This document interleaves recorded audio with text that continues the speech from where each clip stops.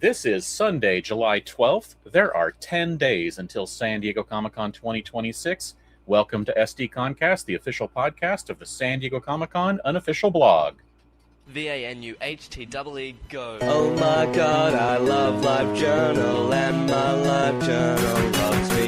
Current mood is hyperactive, current music, Refuse 73. I love the color scheme, it's pink and purple, it looks dreamy.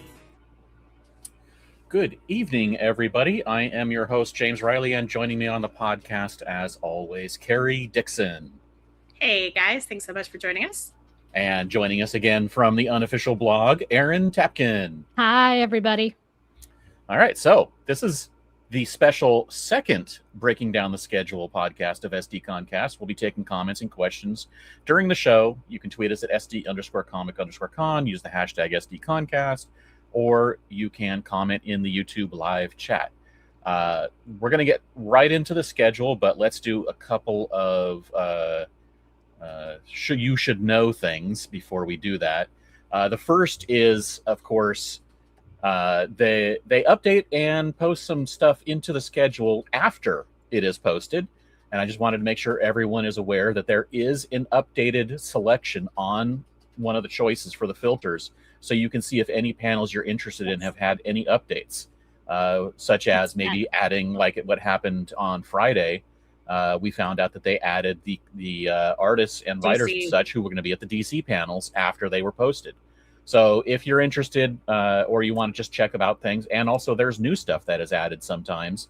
It doesn't happen very often, but there are sometimes new things. So just make sure you're aware that those are on the schedule for you to take a look at. Anything else we wanted to cover before we started, Carrie? If you have not already seen, you can absolutely do it on Sched as well. But if you want to see like what's just in the major rooms, we do have a breakout for that on our site as well. Or again, you can also notice that on Sched. And for everything else, which we will not be covering today, we have a site for all of those questions. What do you mean? All the news and exclusives and everything? Yeah, all of that. This is a special episode where we cover the schedule, not the rest of the news. Right. Yeah. You guys will get to do that. You guys will get to tackle that on Tuesday. Yes, Tuesdays. Yes. That's coming up on Tuesday. In the final. Yes, and I will say I have not actually published that because we may have a second guest joining with the first guest, so not 2 time slots, James, just 1 time slot. I don't want you to freak out, but I am waiting to see if we will have someone else joining this person. So TBD. We need to move everyone around here. Oh, how's this? Y'all. We live to serve, people.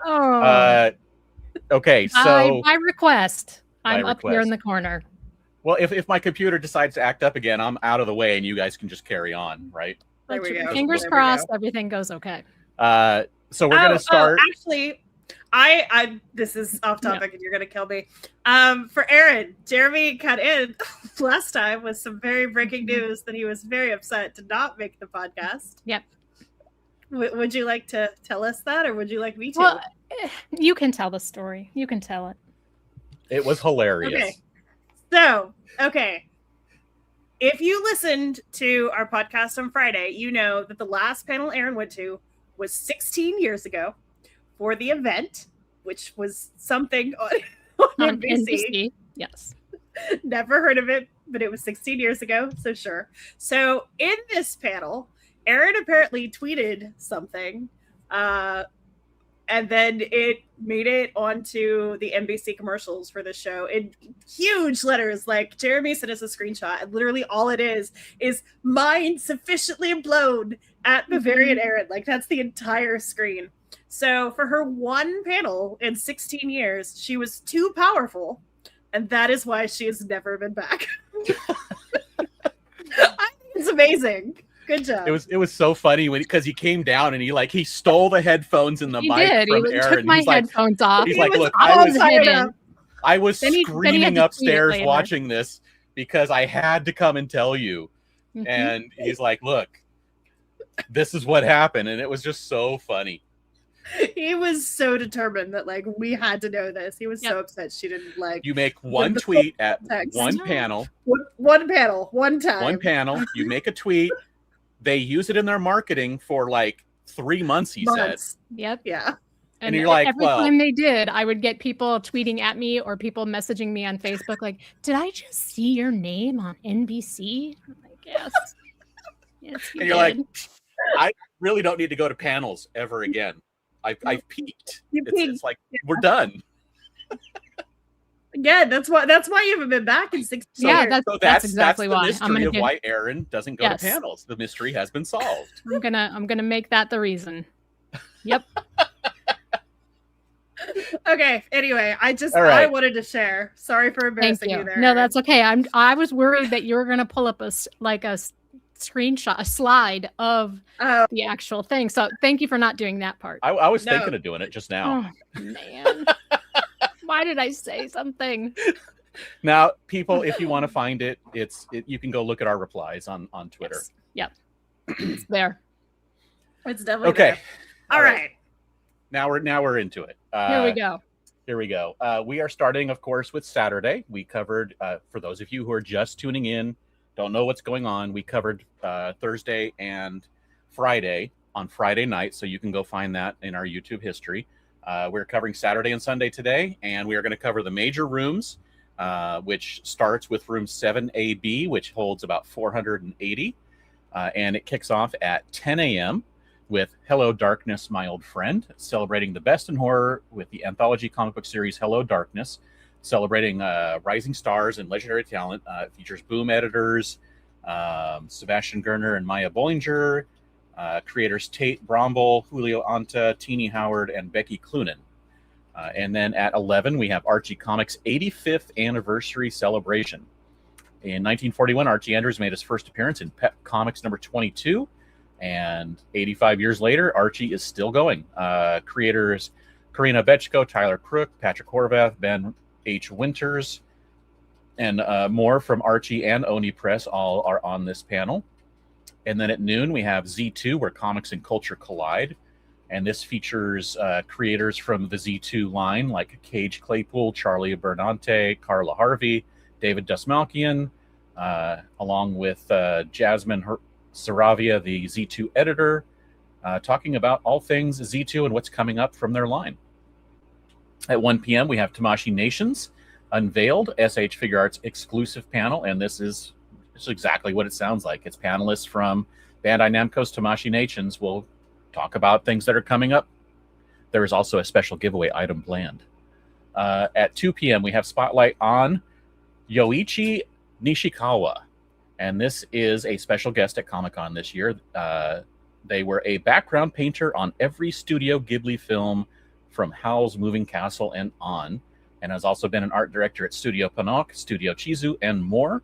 And it is basically just a Q&A session with Yoichi, which sounds like a cool thing. At 3 p.m., we have Scott Shaw's Oddball Comics Live. Scott Shaw is one of the he was one of the founding members of Comic-Con, correct? Like, he's been to every single Comic-Con. I think he is one of the very few. But he makes comics, Oddball Comics, and so if you want to check out his panel, he's been talking about his Oddball Comics book that's coming from Tomorrow's, and a bunch of other stuff that he has done over the years. And then at 4:30 is Spotlight on J. Michael Straczynski, another special guest. And I'm going to read the entire description of this one because it is funny.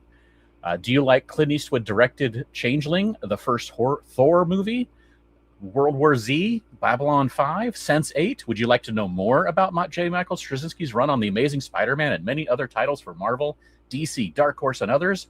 If so, you're SOL, because there's a rumor he will spend the entire hour yodeling for no discernible reason, unless enough people show up to discourage him. The convention's mental health is in your hands.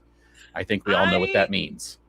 I love J. Michael Straczynski, and I've told this story before, but I just want to say that the last time that I went to one of his panels, he was late because he was stopping a mugging. So he's a cool guy. Yes. And apparently writes really fun. I'm like, wait, is he a writer or something? Well, he Hmm. wrote think he this. might I think he might have wrote this panel. I like description. that he has a sense of humor. Yes. It's nice. For sure. It's nice to see that. For sure. Actually, that one's is that a long one? No, the previous Scott Shaw was the long one. At 5:30, coming up after that is crowdfunding in today's economy. And this one actually has some interesting guests because it's not just people who run, in this case, the co-founder and CEO of Zoop and Doos, and that's the two of them, Jordan Plosky and Eric Moss. But their special guests are Stan Sakai and Dave Dorman, two very well-known comic artists.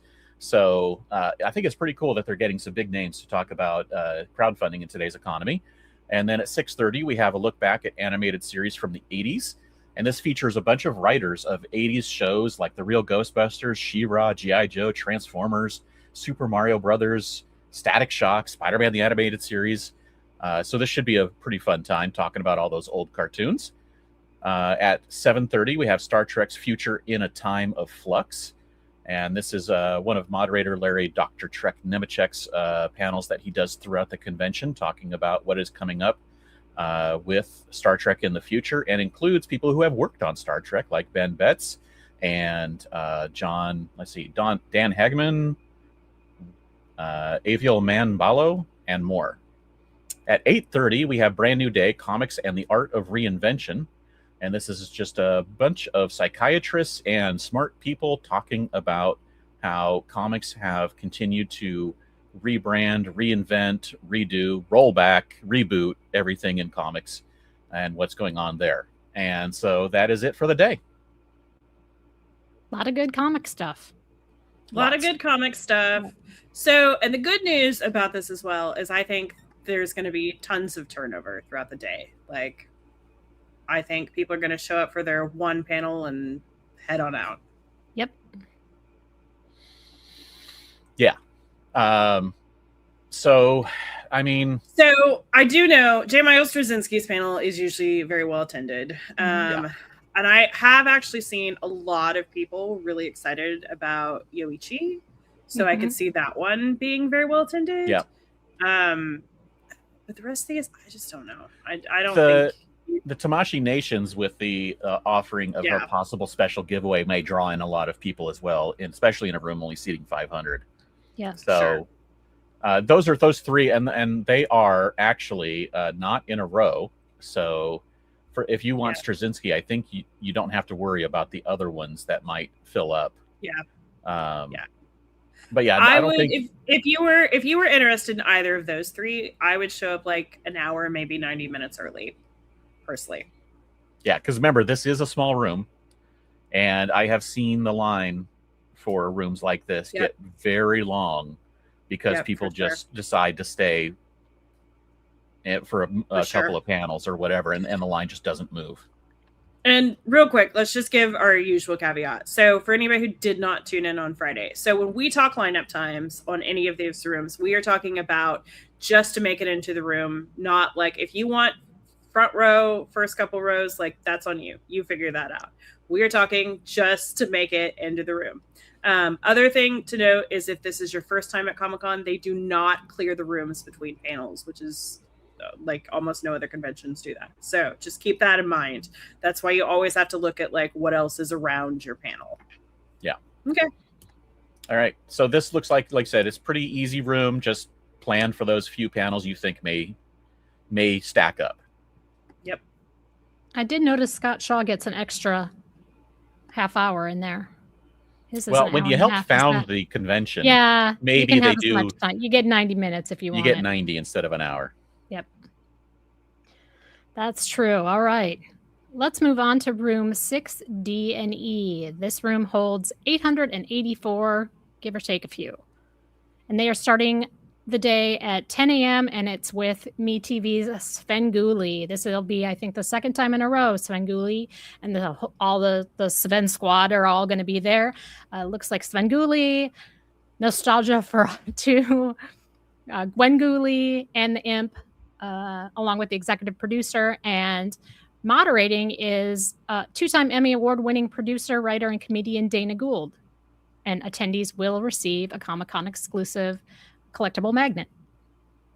At 11:15, it's DC's Metropolis and Beyond. This is a really stacked, great sounding comic panel with Joshua Williamson, Mark Waid, Tom King, Stephanie Williams, Jeremy Adams, Morgan Hampton, Nicole Maines. Moderated by Paul Kaminsky. He's one of the big editors at DC. They're going to talk about what's on the horizon for all the super heroes in the supervillain or Superman universe in DC. After that is an even more stacked DC panel, and this is the DC's Absolute Universe panel at 12:30. It's going to have Nick Dragotta, Jeff Lemire, Pornsak, Picheso, Hayden Sherman, Che Grayson, Scott Snyder, like everyone who's anyone in the Absolute Universe. Raphael Albuquerque, moderated by Katie Kubert and Andrew Marino. They're going to talk all about the Absolute Verse. After that, at 1:45, it's actors turned comic book writers, and this is one that's headed up by Patton Oswalt. It's going to have Amy Garcia, AJ Mendez, and Hannah Rose May, and it's moderated by Jordan Bloom.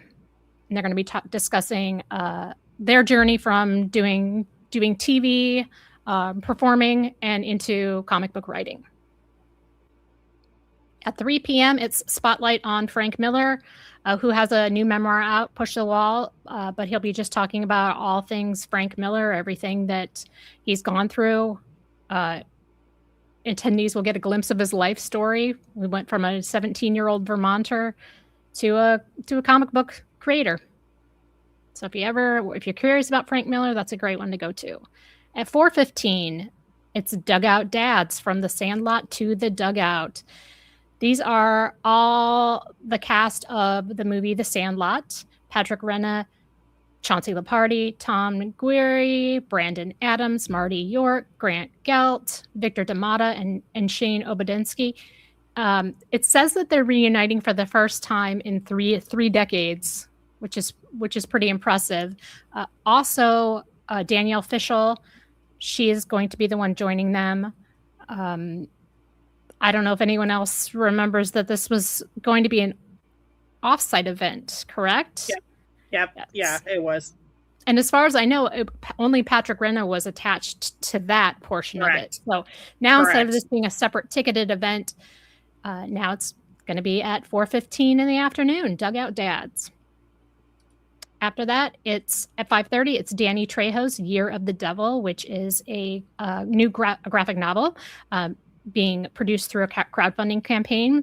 Keith Aram, Chris Yates, and cover artist Dan Quintana are also going to be there, moderated by Ryan J. Downey.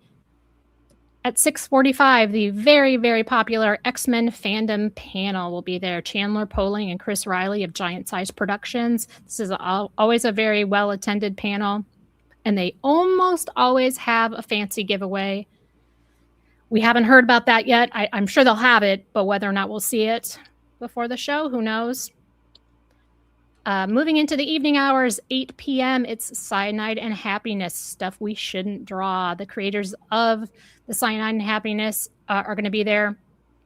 Connor Murphy, Adam Nershala, Mike Salcedo, Chris Wilson. They're going to be showing some never-before-seen animations and also have a Q&A. Closing out the evening at 10 p.m., it's an advanced screening of House of the Dragon Season 3. And Ryan Condal, the showrunner and co-creator, he's going to be hosting it, an advanced screening of Episode 6. And that goes until 11:15 p.m., so it's going very late in the evening. All right, so this room, I think the most well-attended stuff. I think there's going to be turnaround, like the other ones, like the previous room. I'm not sure if it'll completely clear out, but I think after the Absolute panel, hopefully I agree. So I think the heavy hitters in this room, the Absolute Universe for sure is going to be very well attended. I think Frank Miller is going to be pretty well attended. And I also, that X-Men fandom panel always has a huge line. Yeah. So to me, those are the three really heavy hitters in here. With, I will say, a caveat actually for the Sandlot panel. I think that could also be very well attended. Yep. So, what do you think, James? This room holds less than 1,000 people. How early? This room on this day, I feel like is going to have a line all day long. I agree. So how you manage that and figure out when the time to get in so that you get in for the panel you want, that's going to be, I think it's going to be difficult. Yeah, I agree. So if I wanted absolute Batman, I would probably be getting there like well before even Svengoolie. Like I would probably be in line by like 8:30. I would plan on I would plan on enjoying Svengoolie, learning something and appreciating those folks if you don't already. I think I think the DC Metropolis and beyond would be of interest, but I think you definitely need to get there early for the absolute stuff. And then the real question is, do the comics people leave after that, or do they stay? Because there's two more great comics panels right after with Patton Oswalt and then Frank Miller. So I don't know. Yep. Like, even if you wanted in for one of those two, like I would probably still be lining up like 2 to 3 hours early. Yeah. And I honestly taking a look at the line. It's like I said, it's really hard to judge, but honestly, I don't see much more than half the room leaving after the absolute panel. So it's going to be really tough. Because everyone knows Patton's very entertaining. And then you'll probably have an influx of some wrestling fans in there, because one of the women on the Actors Turned Comic Book Writers, AJ Mendez, is also very well known as AJ Lee, wrestler. So yeah, it's too much good stuff. My thoughts go out to everyone trying to get into this room during certain times throughout the day, because if anything, there might be like people leaving after Frank Miller to allow the Dugout Dads folks to come in. But let's say if you just wanted to see Dugout Dads, what would your that seems like it's going to be possibly the easiest one to get into, because you can almost guarantee that the room will mostly empty after Frank Miller. I agree. So as long as you're in line in the first 500 to 600 people in line, you're likely going to get into that one. Yeah, I agree. So what time that is, who knows? And then for the X-Men panel, I would be showing up basically around the start of Dugout Dads, because then when that panel gets out, like, go ahead and get in. Because again, that panel is also always very well attended. Yeah. And then, of course, it will empty again. Cyanide and Happiness, they have some draw, but probably not something that you need to worry about. But and then it's a full hour between the end of Cyanide and Happiness and the advanced screening of House of the Dragon. And I don't feel like an advanced screening at 10 p.m. at night is going to be a massive draw. Completely agreed. So I would say 10 p.m. Yeah. So I don't think you need to get there super early, but if you are worried, I would get there 9:30, 9:40, something like that, just to make sure. But I don't even know if that's going to be necessary. It's really hard to say, because who knows? There may be 1,000 people out of the, 50, 60, 70,000, 100,000, whatever it is that actually are at Comic-Con on any given day, will want to go here. Yeah. For sure. Now, do you think that that the 10 p.m. start time has something to do with the content of the show? And they don't show that stuff until later at night? Yeah, I do. That's why there's the hour gap. They couldn't start it at 9:30. They had to wait until 10 for whatever laws are happening in San Diego for like mature content kind of thing. They didn't want any random kids walking in. So 10 p.m. And we all know kids don't stay up past 10 o'clock. Not at all. Never. Someone in the chat asks, does that room have bathroom passes? So I'm pretty sure all of the small panels have bathroom passes, don't they? Well, not this. I don't know if the super small ones do, but I do recall. I think this one. I'm pretty sure this one does. Everything in that block of rooms with the 6 and 7s, all of those do. Pretty sure. Yeah. Yeah, I agree. Okay, well, let's move on to room 6A. So that one seats just a little bit over 1,000. And we are going to start things off at 10 a.m. with Batman Nightfall Part 1, Nightfall. And this is pretty much exactly what it sounds like. It is the creative team talking about the Batman Nightfall. So it's got Rick Morales, who is the supervising producer, Jim Krieg, who is also producer, and Michael Mando, who is the voice of Bane. And then at 11:15 a.m., we have Avatar Origins, ATLA Legacy and Future, in which this is just a fan panel, but it's just a bunch of fans talking about the franchise of Avatar. But they do have some folks who actually did work on the show, including the technical advisor and choreographer, the martial arts instructor, an animator and artist, and more. And there will be trivia, cosplay contests with prizes, and more. At 12:30 is Image Comics, The Future of Comics, which has some fun folks like Doug Warner of Narco, Michael Walsh of Exquisite Corpses, Tyler Boss, Kurt Byers, and Jonathan Ball. And then at 1:45 is Marvel Comics, Midnight Universe. And there are no names on this right now, but they do actually tell you what the giveaway is on this one, which is an exclusive black and white Ashcan edition preview of the Midnight Universe. And then at 3 p.m. is Marvel Fanfare, which is them just talking in general about different Marvel lines. And then same thing, attendees who remain until the end will receive an exclusive giveaway comic book.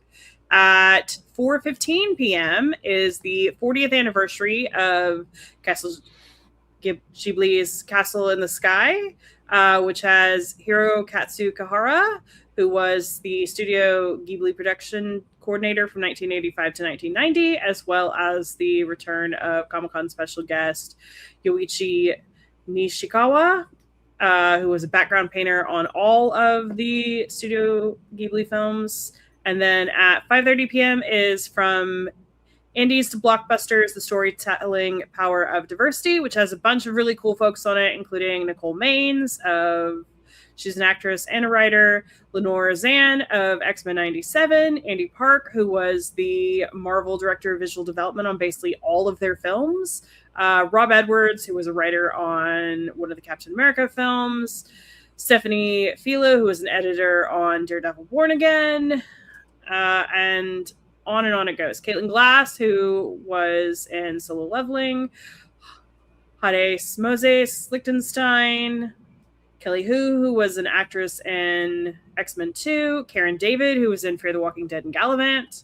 So many people on this. But yeah, it's basically just a bunch of creatives and behind-the-scenes folks talking about diversity in Hollywood. At 6:45 p.m. is the Hillywood Show, a Star Wars parody panel in which Hilly Hindi, who she does like basically these spoofs on movies and TV shows and other things, but she will be there with Richard Spite Jr. as well as Matt Cohen. And they will also be showing a new parody followed by a Q&A. And then at 8:30 is the Masquerade simulcast, which the actual Masquerade will be over in Ballroom 20. But if for any reason you can't get in, or if you just want to come in here and watch it, you certainly can. And that goes until 11 or later. Yeah. So that's... So what do you think? I don't know that any of these are going to be very hard to get into. The Marvel panels will be. Yeah. I mean, will they be hard or will... I mean, it all depends on who's in them and like if they announce who's on them. But yes, the Marvel panels will be decently well attended. I will say, I mean, honestly, like looking at this, I don't know. I feel like the room we just did before this had like panels that I think are going to be way bigger. Yeah. It is interesting to me that the DC panels didn't get put into this room as well. Mm-hmm. Yeah.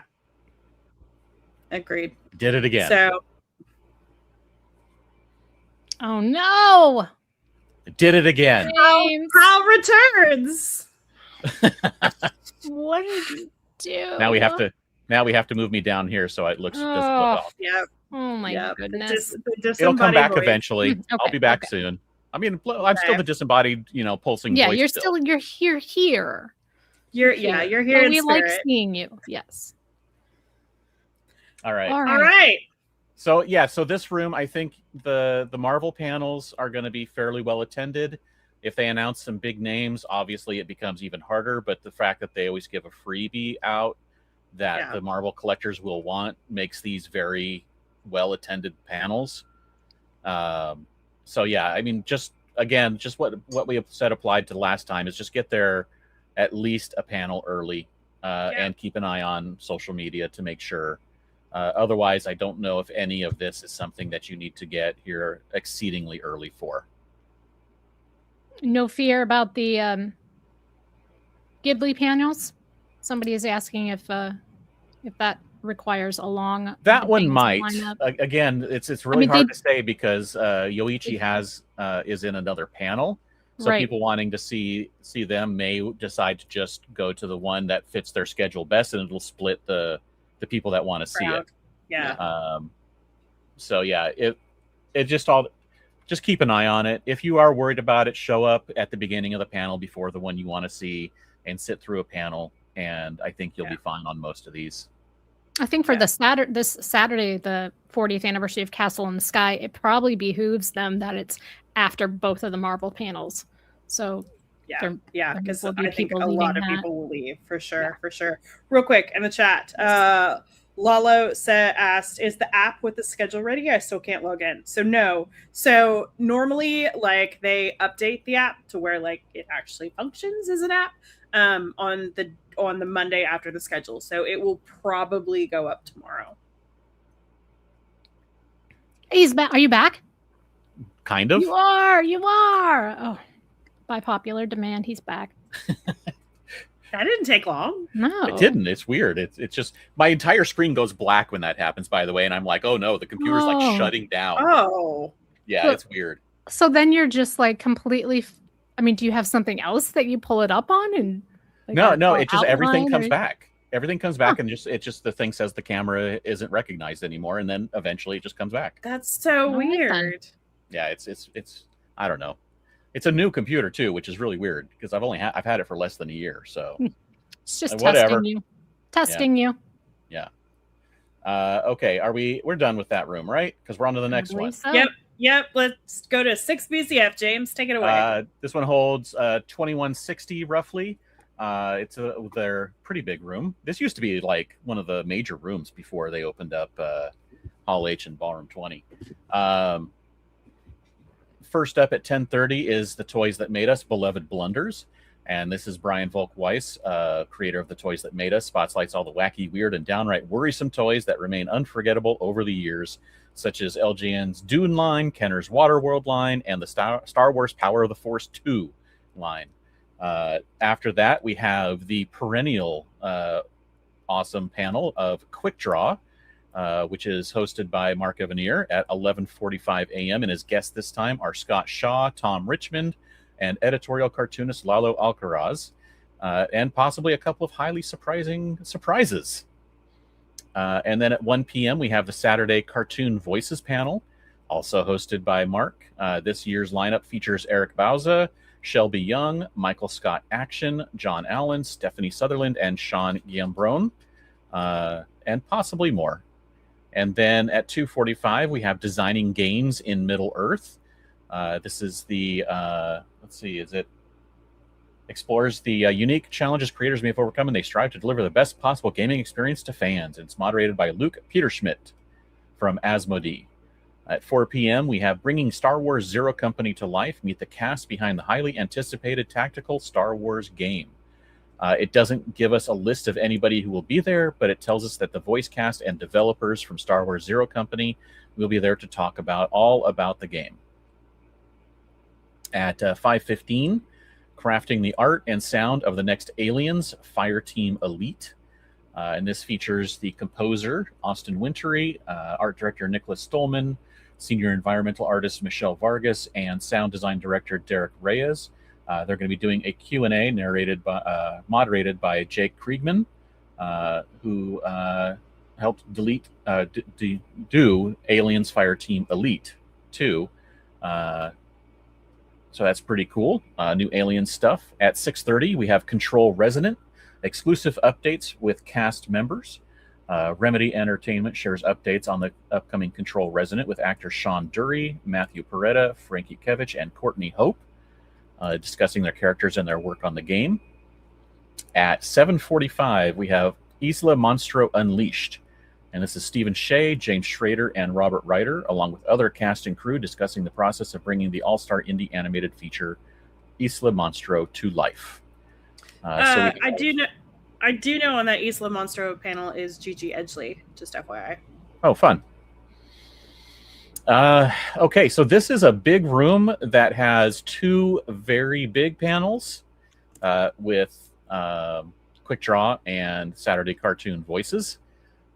So those are both, as always, incredibly well attended and usually very full. Yeah. So if I wanted to make it in for either of those panels, I would plan to be there fairly early in the morning. Like I would be in line absolutely no later than like 9:30 in the morning. Yeah. And just sit through the first panel first of all, like Nacelle, which should be fun. I mean, who doesn't love seeing about really bad toys that people made over the years? Absolutely. Nacelle always does super fun stuff. So like that'll be a fun time. And then if you're going to go to Quick Draw or Cartoon Voices, like you're going to want to sit through both because they're both just some of the best panels of Comic-Con weekend. Like there's a reason these happen every single year and are so beloved. And Star Wars game panels are typically fairly well attended, but I don't think that it will actually be incredibly full. I know that the last time, I think a few years ago when they had one for the game that came out back around then, I did walk into that room and it wasn't full for that panel. So I don't think you'll have a problem with anything else on the rest of the schedule. Quick Draw and Cartoon Voices are for sure the two big panels of the day in here. Yeah, absolutely. All right, so let's move on to Indigo. Aaron.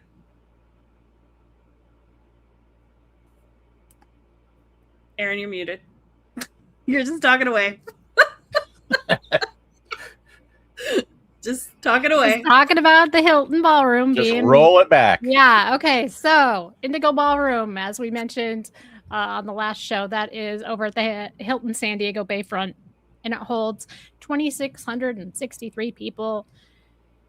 And it starts the day at 10 a.m. bright and early with an Audible panel. God damn it, Donut, a totally professional panel with Matt Denneman and Jeff Hayes. This is another Dungeon Crawler Carl panel with the author and then also the narrator of the Audible book. They're going to talk about the craft of translating storytelling into memorable audio performances. At 11:15, it's Concert Heroes, the film, comedy, and rock and roll. This is a comedy film that was entirely done in San Diego. It stars SNL's Chris Kattan and Horatio Sands, along with E.G. Daly, Robert Romanus, Eddie McClintock, Josh Sussman, Carolyn Hennessy, Ryan Ocha. And then there's also writer-producer Stephen Mark and director Joel Nunez, moderated by Mark Atkinson, filmmaker. And it's going to also be followed by an audience Q&A. And Chad Wolf from Carolina Lyre will also be there and like actually performing, is my understanding. Oh, how you fun! Get some live, you get some live music. Yes, because I saw it. Because if this is your jam, you'll also want to check out Mr. Ed and Dr. Jones. They'll have the entire cast at their booth in the afternoon, I think from 3 to 7, and they're all going to be signing autographs and taking pictures. Yes. And Chris Kattan also has like his own separate signing in addition to that one. So 2 chances for him. At 12:30, it's AMC Plus's Yaga, based on the hit play by Kat Sandler. It's going to do a first look at the show and introduce its characters, including Carrie Ann Moss, Noah Reid, and Clark Bacco. I do just want to say real quick. Yeah, I was going to ask if you wanted to. I'll just say real quick. So I know Hudson Williams was very briefly listed on this panel. I truly don't think that he is. Like, he was not on the AMC press that they sent out, and obviously he's not on here now, but he could always be added back. But I just feel like if you're going to bring Hudson Williams to Comic-Con, like, you promote that like crazy. So I don't think he is, but we'll see. At 1:45, it's The Rookie, Alexi Hawley, creator and producer, Nathan Fillion, Melissa O'Neill, Richard T. Jones, Alyssa Diaz, a whole bunch of people. They're going to discuss the upcoming 9th season. Seasons. That's impressive. Let's see. After that, at 3 o'clock, it's Mad Rewind, talking about Mad TV.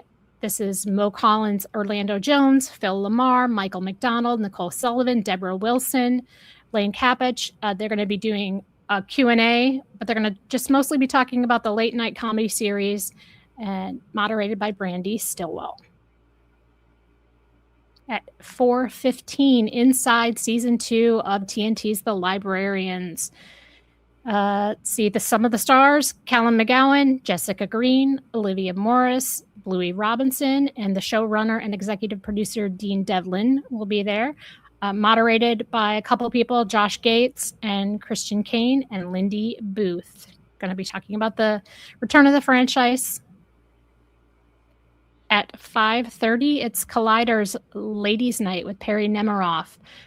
Perry's going to be sitting down with Porna Jagannathan, Lana Condor, Amy Garcia, Jessica Henwick. Amy Garcia from Walking Dead, Dead City, Jessica Henwick from Solo, Lana Condor's in the Acme vs. Coyote, and Porna is going to be on the Lanterns. So they're just going to discuss all these upcoming projects that they have. And then at 6:45, the very fun Tiny Chef show rides again. Now, hopefully they'll be bringing Tiny Chef with their tiny little nameplate for the panel. Co-creators Rachel Larson, Ozzy Okhturk, and Jason Kalowski, alongside Matt Hutchinson, who does the voice of Tiny Chef. Moderated by a friend of the blog, Gary Miranu. And they're going to have an audience Q&A too. And if you have a really good question and you get to ask it, you could win a prize. We love that. Yes. All right. So I think that there are some pretty big things in here. So we start the day off immediately with Dungeon Crawler Carl, which, as we keep saying, feels basically like one of the biggest things at the convention this year. It does. And so as a reminder, we should mention the loading in process and why this particular one needs to be a little bit longer of a lead time. Yeah.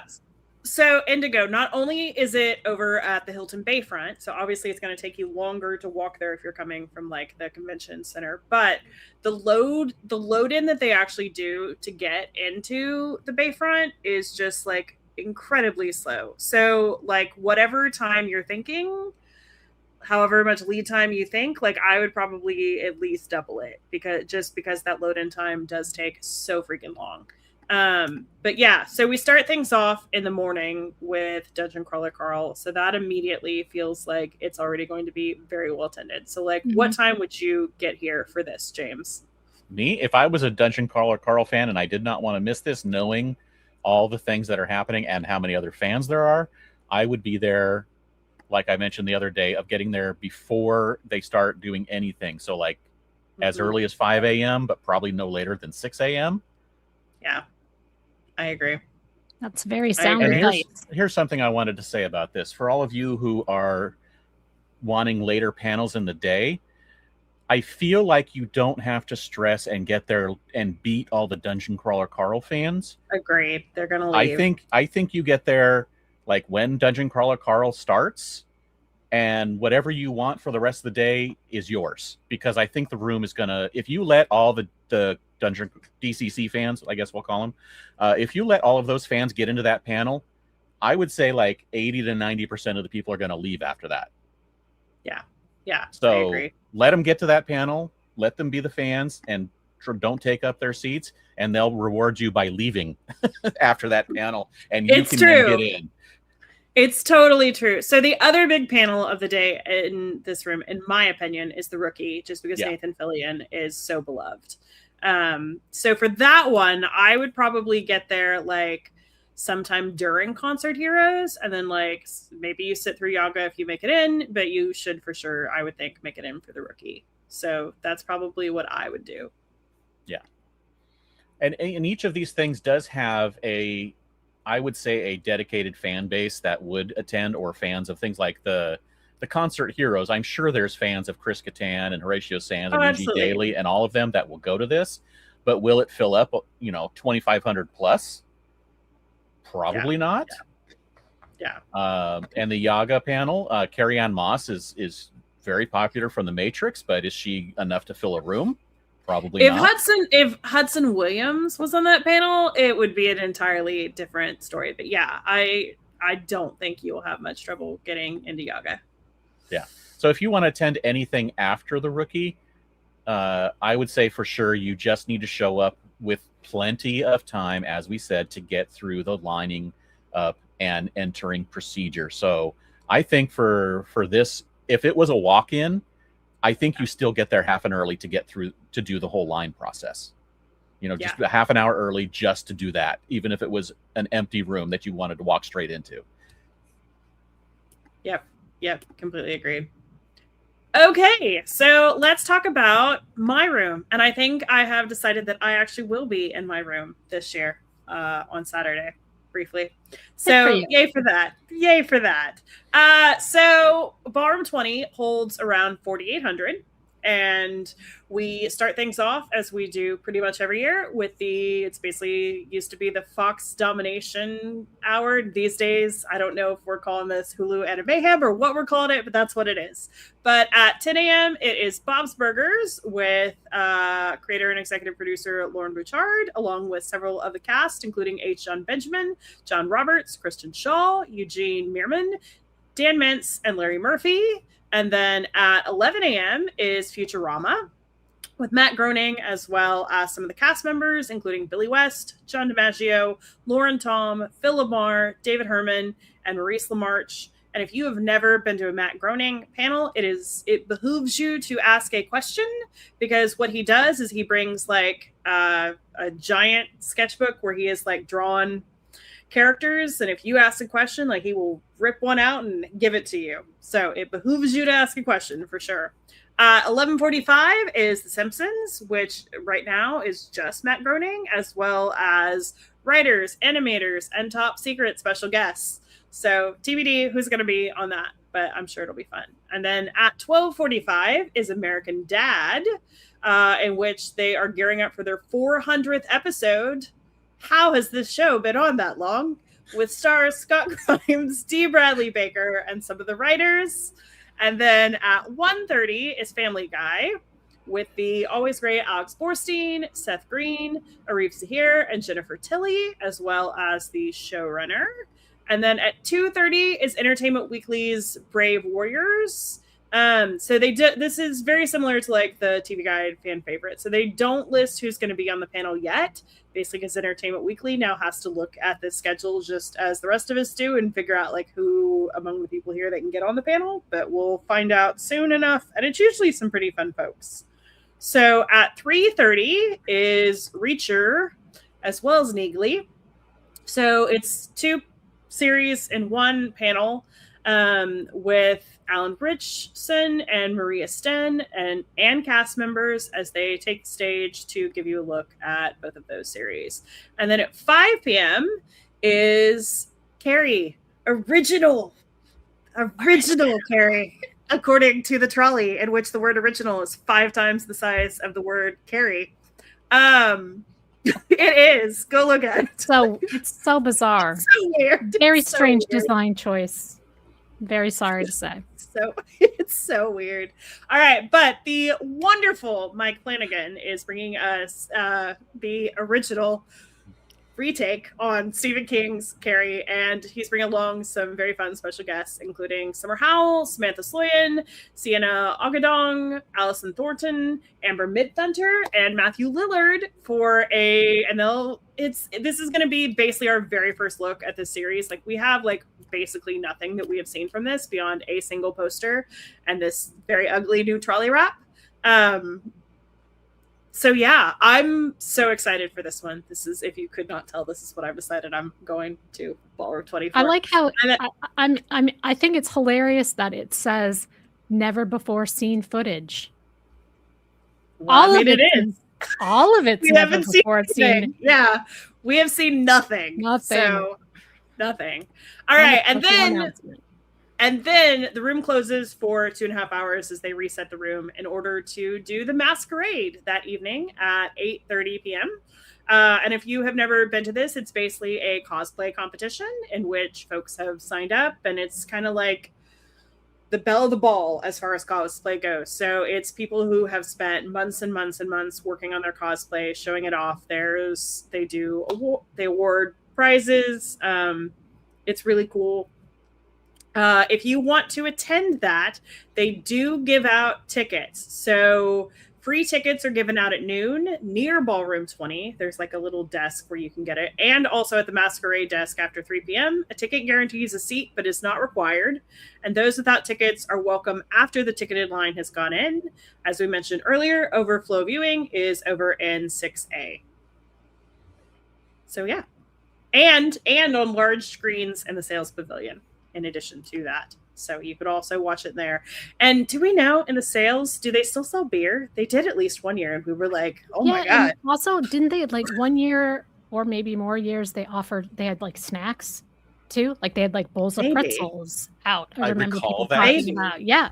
I for sure remember. It was like a time serving beer. Like sales. I was like, I have never seen this in my life. This is cool. It's very smart of them. Yeah. So, will this room be full? If it is, it's going to be for Carrie, in my 2 cents. Yeah. So a lot of these panels will be very well attended. The animation fans for sure have plenty of fans, but do the animation folks stay the whole time? Like, are people going to come in for?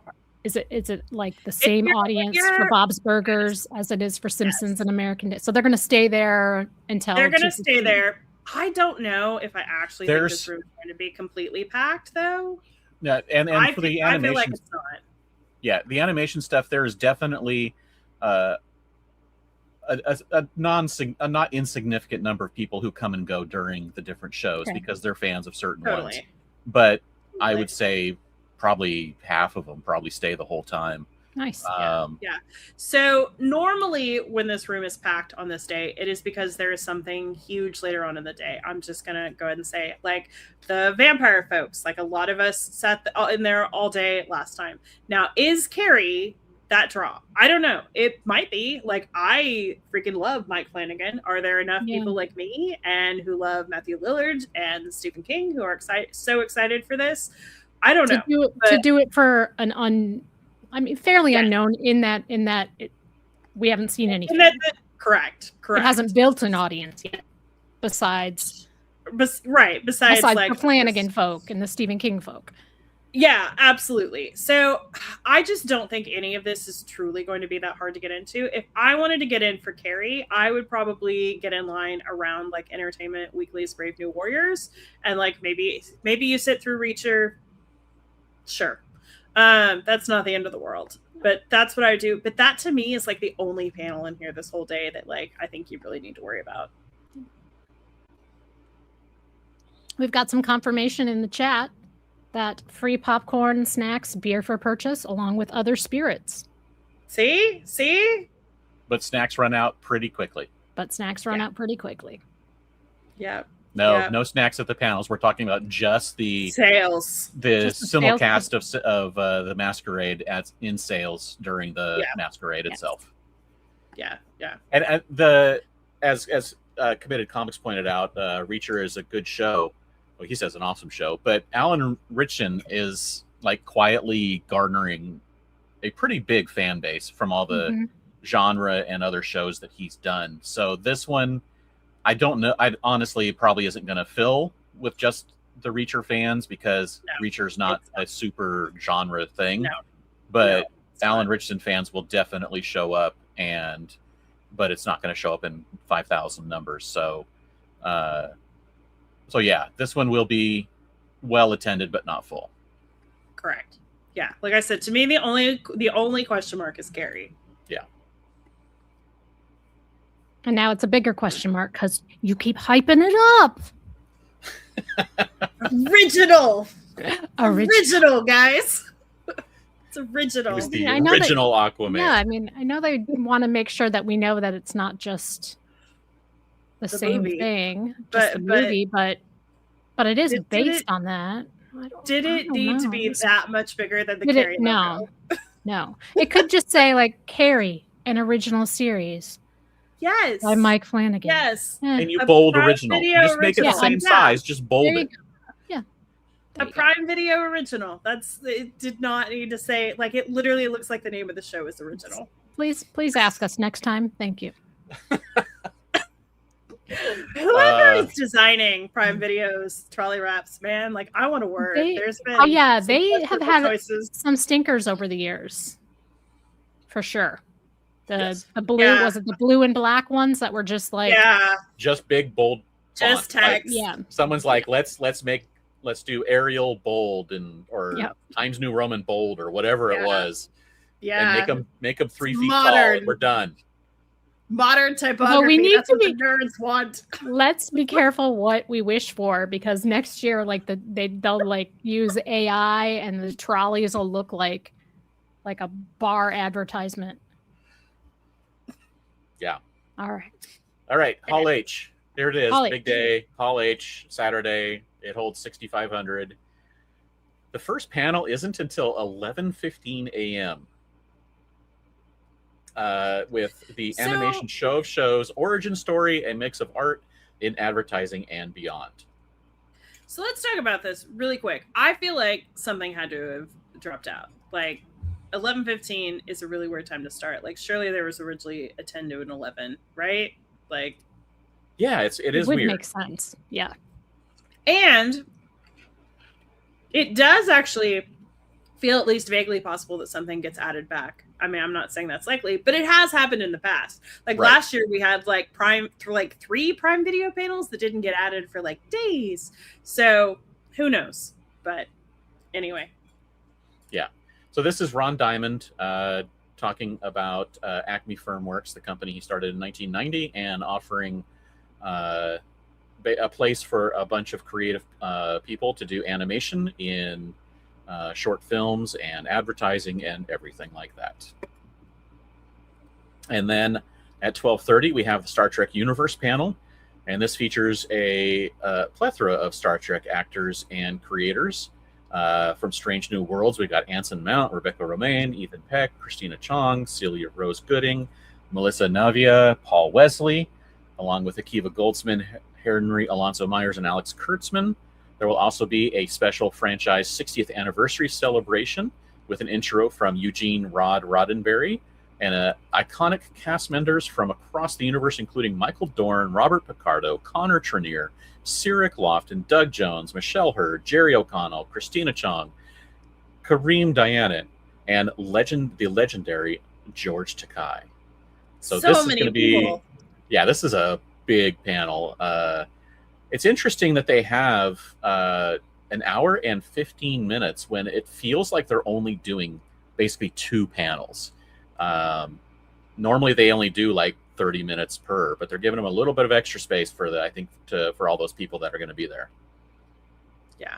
At 2, we have the Apple TV panel, which is 2 hours long, because they are going to be highlighting Matchbox the movie, Dark Matter, Mayday, the current season of Silo, with casts and filmmakers from these. Not listed is Widow's Bay, and Carrie has the list of panelists. For the most part, there's nobody listed on Widow's Bay. So, for Matchbox the movie, it's going to be John Cena, Jessica Biel, Arturo Castro, Sam Richardson, and Teyana Paris. For Widow's Bay, it is panelists to be announced, but you can for sure assume that Katie Dippold will be there, considering she's on the Collider panel earlier in the week. For Dark Matter, it is Blake Crouch, Matt Tolmuk, Jacqueline Ben Zekri, Joel Edgerton, Jennifer Connelly, Deo O'Kinney. And then for Mayday, it is John Francis Daly and Jonathan Goldstein. And for Silo, it is showrunner Graham Yost, as well as Rebecca Ferguson, Common, Tim Robbins, Ashley Zuckerman, Jessica Henwick, and Alexandria Riley. So that is a ton of people and some very big names. And that's why they have 2 hours, because they got to talk about each show or movie and also have time to go in and out of all the stars. Yep. At 4:15, we have Entertainment Weekly's Bold School, which is, again, no list of the people there. This panel brings together major female and or non-binary stars of TV and film to share anecdotes about life lessons, how they found their voice, and how to pay it forward. And then the big one at 5:30 p.m. is the Marvel Studios Hall H presentation, which features Kevin Feige and special guests from across the Marvel Cinematic Universe with a look at what's next from Marvel Studios. And finally, at 7:15, the annual tradition of an evening with Kevin Smith, which is where he gets up on screen and will talk for a bit and then answer all of your burning questions. Not likely, more like 2 or 3 at max. So that's about it. No big deal getting into this room all day. Okay, so let's talk about this. First of all, before we get into anything else, let's just talk about how entry to Hall H works, including wristbands for anybody who doesn't know. James? Okay, so there is a next day line out on the behind the convention center somewhere, which next week they will post all the information that we're talking about here with specifics. But you can line up to, is it a day before for the next day? I don't know. Yeah, so it's believe, yes, basically like at some point starting, I think Thursday morning, they don't specify the exact time that the next day line will start. It's just when the green flag drops. Yeah. Yeah. It's typically once they've moved enough people past it into the chutes for that day, they then open up the next day line for the next day. But there's a next day line at a certain time that night. Usually it's around 8 p.m. They will start handing out wristbands, starting with A, going through D. There's about 1,500 wristbands per letter. And this is just like the guarantee of getting in the room for the first panel of the day. So if you have a wristband, you just have to be in line before, I think it's usually around 7 to 7:30 in the morning. Again, they will announce the specific times for each day. And if you're in line, you get in for the first panel. And so what this means is you have... Go ahead. Yeah. Okay. So once you get your wristband, you have 2 choices here. Okay. If you want to go back to your hotel and sleep and like know that, okay, I've got my wristband, I can leave now. You can totally do that. You can leave, go sleep in the hotel you're paying thousands of dollars for, and just come back by, like he said, like whatever time it is, 7 or 7:30 in the morning. You will not have your same spot unless somebody stayed there. You will be going to the back of the wristbanded line, but that wristband still more or less guarantees like you will make it into the room. If you want to keep your spot in line, however, you have to have someone who stays there, and each person who stays can hold space for 2 additional people. Okay. So like if there's 6 people total in your group, then 2 people have to stay in line, and so on and so forth. So just keep that in mind. Right. And so to reiterate that this is for the first panel only, the wristband doesn't do any good after the first panel after they let people in for the first time that day. So in talking about room flow, there is... Star Trek's going to be pretty big. It's a lot. Because Star Trek always is. The Apple TV panel is going to be really big because they've got a ton of different stuff that's going to be like, well, I can go there and see this one panel and see like 3 of my favorite shows or whatever it may be. And not only that, but like John Cena, like Jennifer Connelly, like it's got some very big people on it for Exactly. sure. And Bold School is typically not as well attended, but it is between big panels typically. If it was in its own thing, then you would consider it a walk-in type panel. But then with Marvel being there, of course, that skews everything for the rest of the beginning of the day. So Marvel skews everything to just being super early. If you want Marvel and you want it guaranteed to get in for Marvel, wait all day. You know, be in the room the whole day. It's not necessarily going to be necessary, but like what, as Carrie mentioned, what happened 2 years ago is people that got in line by 11 a.m. in the morning got in for Marvel. Yeah, so I am so incredibly curious to see how long the wait is for Marvel this weekend. So, because I feel like there's so many variables. So first of all, like I said, 2 years ago, the last time the Marvel Studios did this, I absolutely do know friends who like lined up at like 11:30 and made it in with plenty of time. And there's folks, there's someone in the chat talking about it as well. That was the year that they were still giving out wristbands at 7 a.m. Absolutely. So, but that is also the year that they brought Deadpool versus Wolverine. So I do also think a lot of people like went to that and were like, well, I got my Marvel fix. I don't have to go like do the Saturday night. They're not going to do anything at the Marvel panel, right? They've already done all the big stuff. They brought the stars already. What are they going to do? Yeah. They did their big show. What's Saturday going to be? So, like, did those people, like, not come on Saturday? And that, like, made demand go down? I don't know. Or is it, like, because basically this Marvel Studios panel, with the exception of Spaceballs, is pretty much the only, like, really major studio panel here, is, like, every single person who loves movies, like, well, this is the one panel I'm going to go to, and I'm going to devote my entire weekend to it. I don't know. And so with it being like the lead up to the Avengers movie coming at the end of the year, where Kevin Feige, who loves Comic-Con, wants to make a big splash, wants to set the tone for the rest of the year of Marvel. He's going to go big. And so he's been like, okay, entire cast of Doomsday, unless you have like a note from your doctor, you're going to be there. Yeah. And so look, I think this could go any which way from Tuesday. Like, I think there's a world in which, like, maybe again you can line up at like 7 a.m. and get in just fine, or maybe it is like a situation where like you need to be in line from like way earlier than that. In my personal opinion, the very best thing that you could do for Saturday is just keep an eye on social media. Like, keep an eye on how many people are in that line, try to get a feel for it. If it seems like demand is down, then like great, you don't have to worry as much. If it seems like, well, the line is already like from here to like the very end of the burrito, like maybe you do need to go line up earlier.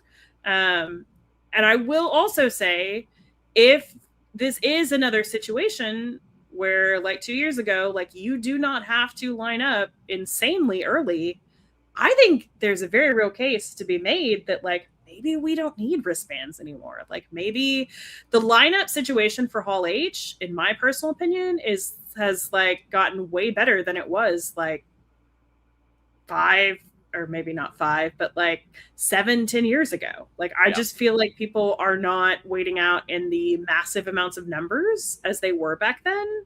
So I don't know. This is probably the panel that I am most curious to see like how this shakes out for, because I feel like it speaks a huge amount to like whatever the current culture of Comic-Con is right now.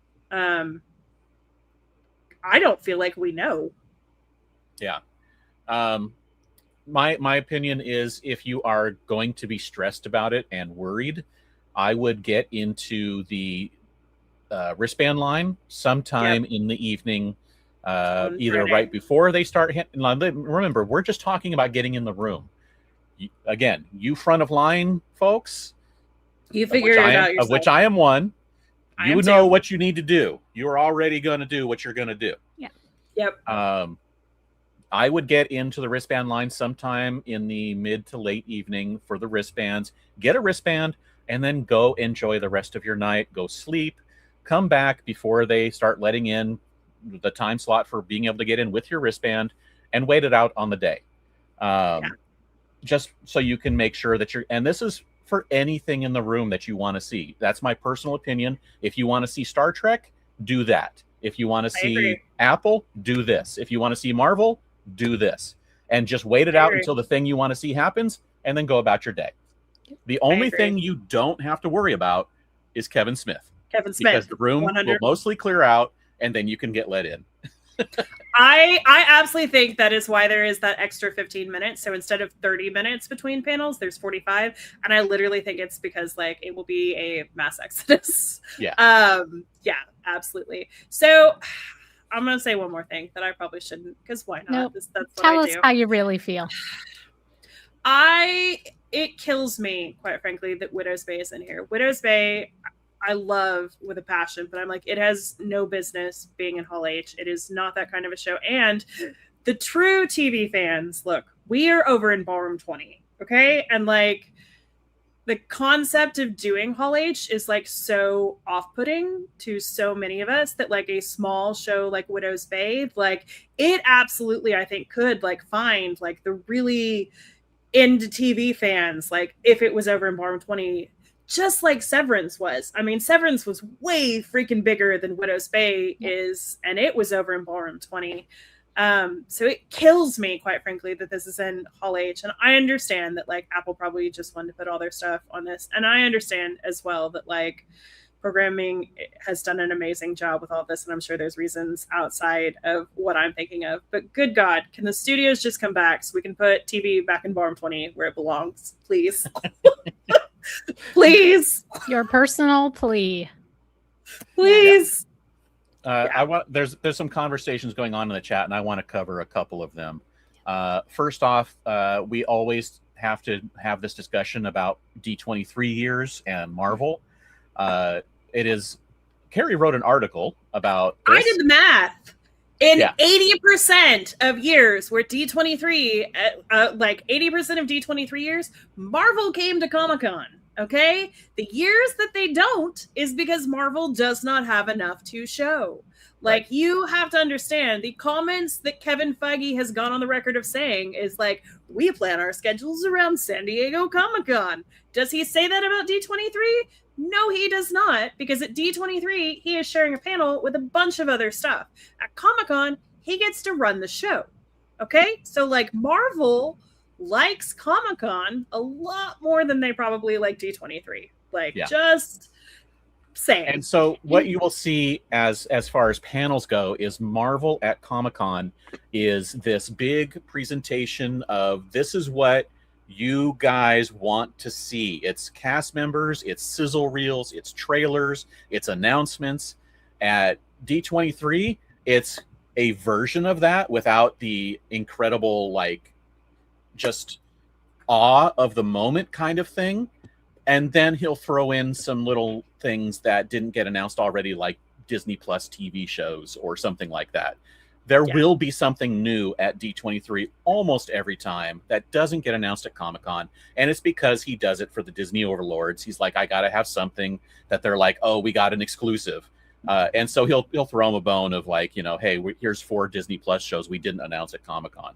So it's going to be essentially the same presentation without the you're only there for Marvel shock and awe of the panel. Yep. Okay, so not to get ask the question: why aren't the studios doing SDCC anymore? I don't know if you guys, I don't know if you guys have noticed, but Hollywood is broke, and like doing anything costs money. Like when you come to Comic-Con, you have to bring in stars, you have to pay for their hotels, their transportation. Like within Hall H, I believe you have to like rent the TVs or at least like the extra screens if you want to bring them. You have to pay to put together a package, like to show the fans. There's also no, they're not getting money back. You know, you're not talking about a toy company making a product that they're taking there, they're selling to recoup the money they took to produce it. You know, studios sure, are sure. studios are Yeah. have to make the investment. It's and then all wait. nebulous marketing. Yeah. Right. Yeah. Like, Right. okay, we spend all this money. Like, what is our return on investment? We don't necessarily know. Right. So, but again, that's just Hollywood is broke, guys. Like Hollywood has no money. They're cutting back everywhere. It's not just San Diego Comic-Con. So yeah, again, I'm gonna need them to fix that so that we can put TV back in bar 20 for me specifically. Right. Please. Start making stuff we want to go to the movies again for. Yeah. You know, I mean, obviously we're going to go for the big, some of the big tent poles these days, but not all of them anymore. We're not going to go to the movies just because you slap Star Wars on it anymore or Marvel. We're just not going to do it anymore. I will say the one thing that I am truly shocked is not on this list is Super Troopers 3. I thought for absolute certain that we were going to get a panel. I may know a thing or two about something else we are getting, so it will be represented in some form. But I thought for sure we would be getting a panel. So that is honestly the thing that is the most shocking to me on this schedule. Not Spider-Man? I mean, I am very surprised we don't have Spider-Man, and who knows? Like, we still have that possible 10 a.m. slot on Saturday. Like, we can all live in hope and delusion. So maybe I don't know. It certainly does feel like it would have made tons of sense to bring it. So in that regard, like, I am a little bit surprised if Sony's not doing it, but. Deadpool versus Wolverine, I think, got announced late. I don't think that was on the schedule. So you never know. Yep. Yeah. Yep. So in closing, any panel that you want to see, guaranteed, get yourself a wristband. When do you want to line up for that? Pay attention. People will start posting on Twitter and such, hey, the line for the next day for Saturday is like down into the marina or something, and you're like, you know what, that sounds like it's really long. I probably should go get in line now, even if it's like 4 or 5 o'clock in the afternoon. If it's not, if people are like, man, this line is way shorter than I thought it would be, you probably have time. You can wait until 8 or 9 o'clock when they start handing out the wristbands and just wait the couple hours it takes for them to get to you. You know, it's just pay attention to it this year with the downturn in the attendance, like Carrie's talking about from 2 years ago. I think it's just being more cognizant of what's happening around the convention and paying attention to what people are saying and making judgments for yourself as to exactly what kind of time you need in order to get into these things. Absolutely. Like, search on Twitter, like Hall H, the Blinky Blinks are great. There's a Hall H line updates, like any of those, keep an eye out. We'll retweet what we see, but I would for sure be searching elsewhere as well. But yeah, just keep an eye on it. Yeah. It's really all you can do. Like, we do the best we can to like give an educated opinion, but like I said earlier, like I don't feel like I know what's going to happen with Marvel this year. I'm very curious. And don't just expect Marvel to do just Avengers. There's a chance they bring other stuff. Yeah. So you know, agreed. don't think it's going to be like an hour of Avengers. They have time. They can do like. They may bring Vision Quest. They may not. We don't know. They do like to bring more than one thing and announce a bunch of future things and possibly the cast members and such from those future things. We'll find out.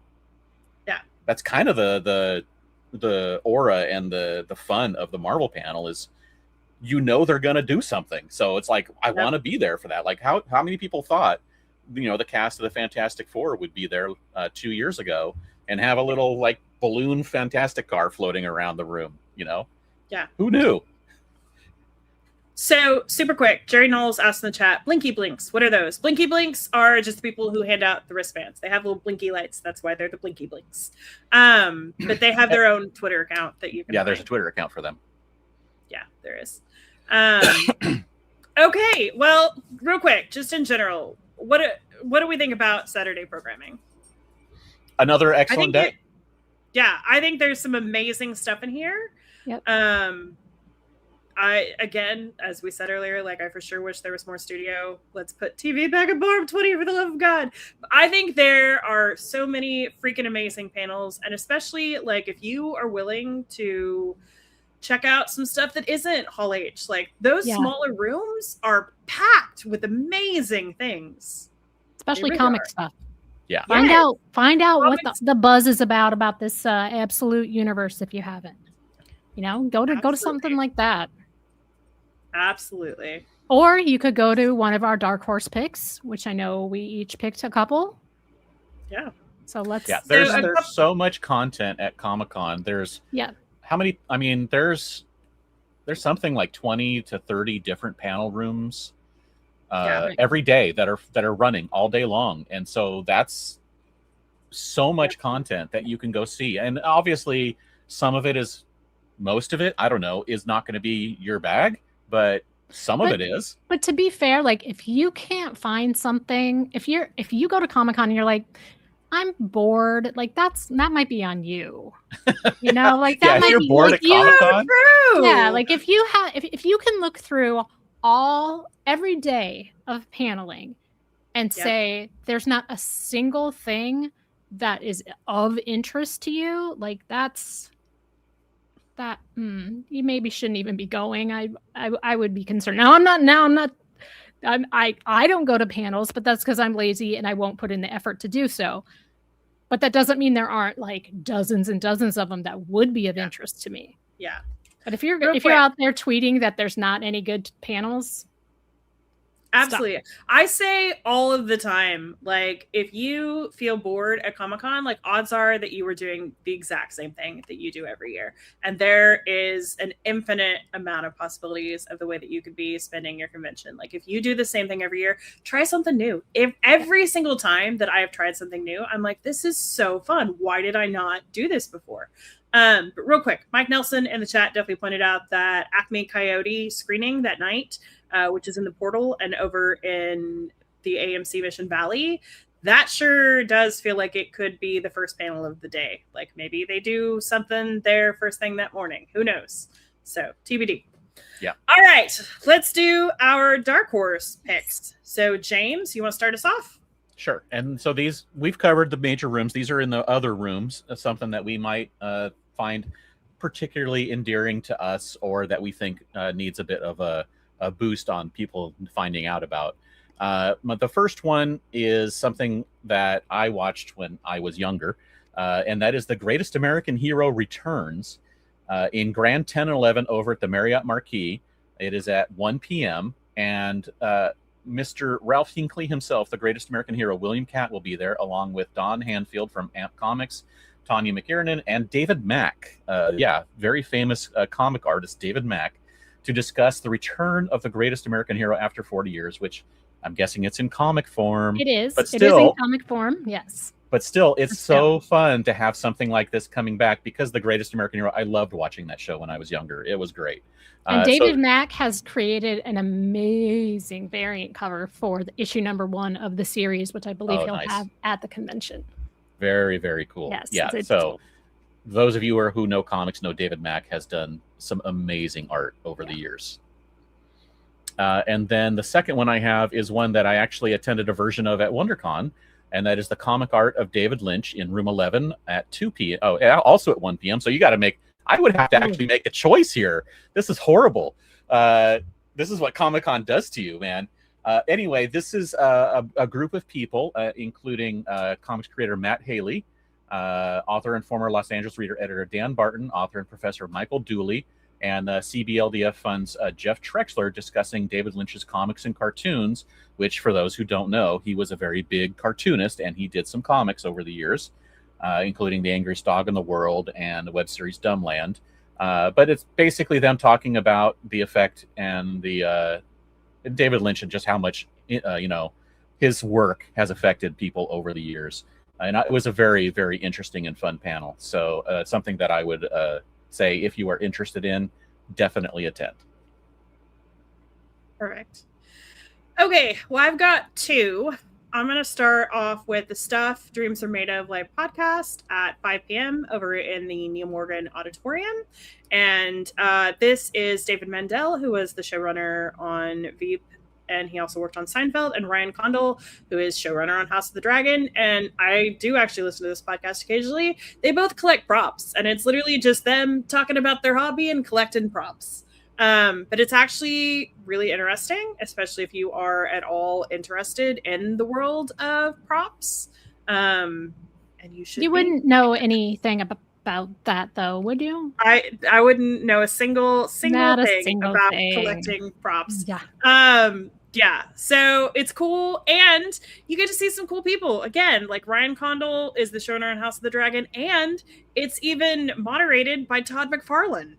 So that's pretty cool. Yeah. And then I also wanted to give a shout out to, they do these every year, but it is The Science of Tom Cruise, in which it is real life scientists looking at the impossible missions of Tom Cruise's movies. So like everything from cloning to time loops to like, can human anatomy like really do what he does in his stunts in these movies? So I think that sounds fun, but that is at 8:30 p.m. in room 10.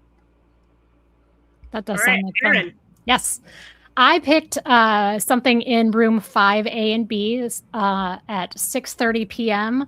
Wrestling superstar Rey Mysterio and animator Calavera Hermanos. They're going to talk about their latest comic book, which is based on the epic animated series, and it's moderated by Jorge Gutierrez. I'm a Rey Mysterio fan, so I just think it's cool that he also does comic books, since I own a comic book store. So it's like wrestling and comics all coming together. So that's why I picked that one. Sounds like a fun, entertaining conversation.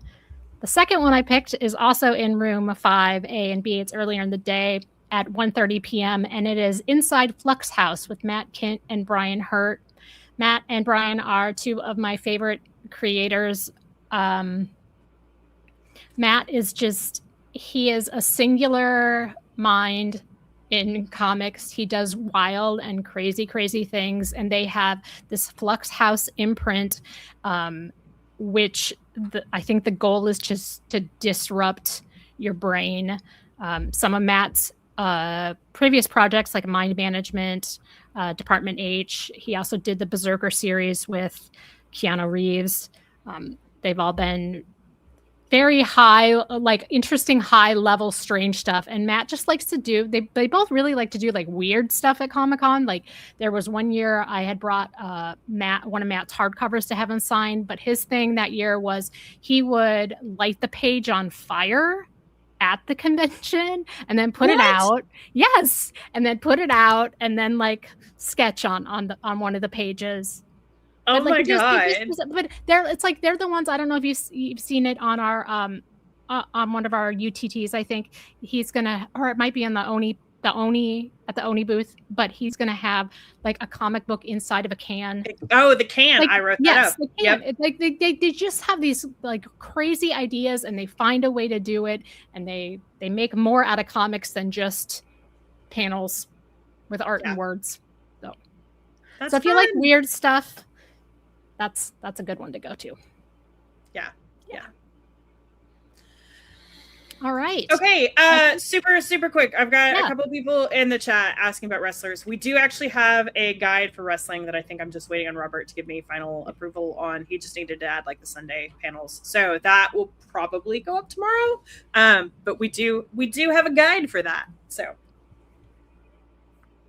Okay. All right. Couple questions before we move on. Yeah, we can. Yeah. Let's see. Committed Comics asks, question for the blog: do any of you guys and gals have an interest in being on a panel?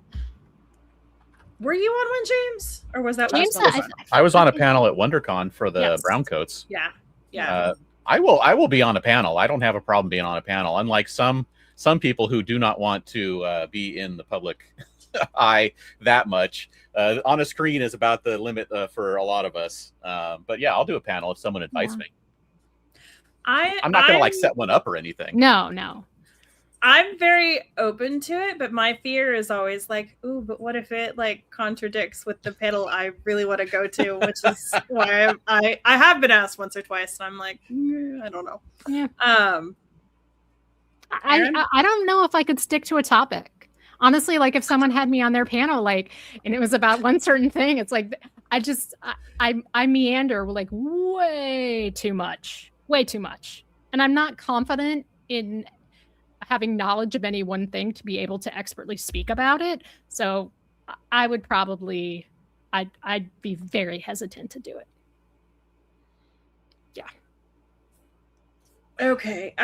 Nick asks, question for the three of you. How can you get unstressed when you pick whatever panels you pick on the schedule that you want to go to? I think Comic-Con is nothing but stress. I'm a ball of anxiety the entire month of July. Like, if you figure out how to like do this and not be stressed, like, I want to know. Like, tell me your secrets. It's definitely about making decisions, but to some people that is incredibly difficult. Yeah. Yes. If I set a schedule, usually that helps with the stress, but the closer that it gets to whatever it is, the stress increases. So even if I'm like in line for something, my stress level goes up because now it's like, okay, did I get in line soon enough? And, you know, will I get let in, and will I get a seat where I am comfortable and want to be, like, if I want to be closer to the front, like, will I actually get closer to the front? Will they let, you know, what will happen? The stress level increases the closer it gets to the thing. Yeah. So I don't know how to fix that. Usually it's standing up and walking around a lot and fidgeting and, you know, trying to just like let some of that energy out. Yeah. And then very finally, I had a request for the puppy. So Yes. here is the 16-year-old puppy. Baby. So sweet. So she has so many fans. All right. Last question from the Crow 66713. Does anyone know how the ADA line works for Indigo? And do we think there will be a big line for the Dungeon Crawler Carl for ADA? And Mike Nelson thankfully answered that the ADA for Indigo is inside on the same level as the room. We don't have any idea about how big the line will be, but just assume that if there's a big line for the regular line, the ADA line will be big as well. All right. Okay, let's move on to Sunday. Yeah. Brand new day. Let's start it off in the small room, 480 seats in room 7A and B. And bright and early, well, for me, bright and early, 10 a.m., we've got pop culture and the Christian Church. The Christian Comic Art Society has been doing this one for 28 years, it says, exploring the effectiveness of the Christian Church in reaching out to the comic book, anime, and gaming communities. At 11 a.m., Tim Burton's Nightmare Before Christmas, All Hail the Pumpkin King, a conversation with Joshua Pruitt. So it's Joshua Pruitt, writer, and Andy Rogers, who is the editor of Tokyo Pop, and they're going to be talking about the Tim Burton's Nightmare Before Christmas, All Hail the Pumpkin King. At noon, it's Dark Horse Comics, 40 Years of Comic Nerds. They aren't listing anybody in this, but Dark Horse is having their 40th anniversary this year. And we've seen a lot of Dark Horse folks get brought up in other panels. So hopefully they'll pull some of those folks in. I'm kind of confused about the timing of this because we have 12 to 1 p.m. and then this next one says 12:15 to 1:15. So I don't know if we have a mismatched timing room or yeah. Yes. So is one of these not in this room? Maybe Ask an Astronaut Q&A with NASA astronaut Scott Parzynski, who is a veteran of 5 space shuttle flights and 7 different spacewalks. The first person to have both flown in space and summited Mount Everest. He sounds like a very interesting person. But we will check on these times. Maybe we have some updates for those. And Tales of Saucer Country and Beyond, the high strangeness of UFOs in comics. And this has our friend Paul Cornell on it. And Paul and Ryan Kelly did a series called Saucer Country. It's a graphic novel that's now in active development for TV. And they're going to be talking about the proliferation of UFO and UAP related comics and news stories. They're trying to find the truth and if it's out there. 2 to 3 p.m. Cover story, The Art of the Cover. This has several of the Comic-Con special guests, including Nicole Gu, Stephen Butler, Dan Jurgens, moderated by Mark Evanier. 3 p.m. Business of Cartoon Voices. Here's another one with Mark Evanier. They're going to be talking to Debbie Derryberry and Greg Berger and talent agent Melissa Berger-Brennan about making your way in the business of voice acting.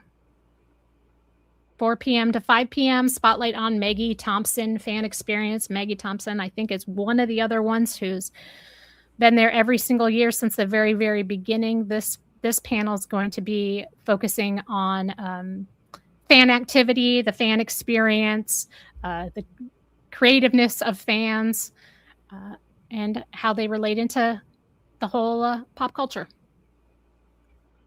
All right, so seems like a decent room, but we do have some timing hiccups here that we need to get figured out. Yep. Okay, well, let's talk room flow. I think the room. I don't think there'll be any problems with any of them. I don't think so either. No. I agree. I think you'll be fine getting into any of these. Business of Cartoon Voice. I guess maybe the Business of Cartoon Voices. Do they ever delve into speaking in their voices or anything? Like, how much fun is that compared to how much business is in that one? Yeah, I don't know the answer to that. Well, with Mark Evanier, there's probably a mix of both, considering they do have voice actors on there. Yeah. So yeah, it would be probably more businessy, but also probably some fun as well. Okay. Yeah, right. I would agree. Okay, so let's move on. I have lost my place. Okay, so 6DE. This room holds around 884. We start things off at 10 a.m. with the Babysitters Club at 40. Friendship Never Goes Out of Style, which is exactly what it sounds like. It's the 40th anniversary of the Babysitters Club with Raina Telgemeier and Gail Gilligan as they look back on the history of the Babysitters Club as well as the new graphic novel. And then at 11:15 a.m. is Saying Hi with Alice Oseman, and she is basically the author and creator of Heartstopper. So she will be talking about the final volume of hers, as well as the finale movie Heartstopper Forever on Netflix. And then at 12:30 p.m. is Artist Brand Collaborations, the other side of merchandise licensing, which has just a whole bunch of folks from a whole bunch of different companies talking about the world of licensing. And then at 1:45 p.m. is Hasbro Pulse Enhances Transformers Canon of Collectibles and Toys. And this one sounds really fun. It's Hasbro taking a look at upcoming releases, including Jeff the Land Shark and Optimus Prime figures. So who better to do that than with some of the voice actors, including John Bailey, who's the voice of Optimus Prime, Soundwave, Jeff the Land Shark, Michael Dobson, who's the voice of Starscream, Travis Willingham, the voice of Sideswipe, and Isaac Singleton, the voice of Soundwave. At 3 p.m. is Mythic World Building, a celebration of the Four Horsemen Studios. And these guys are a legendary toy company, and they're just going to be talking about their upcoming releases and their figures and all of that. Whew. Is anything filling up in this room? I mean, it's fun having the Transformers voice actors there to talk about the toys. But I think if anything was going to, that would be, and I would also say, don't discount Alice Oseman. I believe she was even a special guest, maybe at Comic-Con like a couple years back. So her and Heartstopper both definitely have fans. So I can see both of those being well attended, but I'm with you. Like, are they enough to like completely pack that room? I don't know. If I was worried, I would show up maybe like 30 to 45 minutes early. Not crazy early.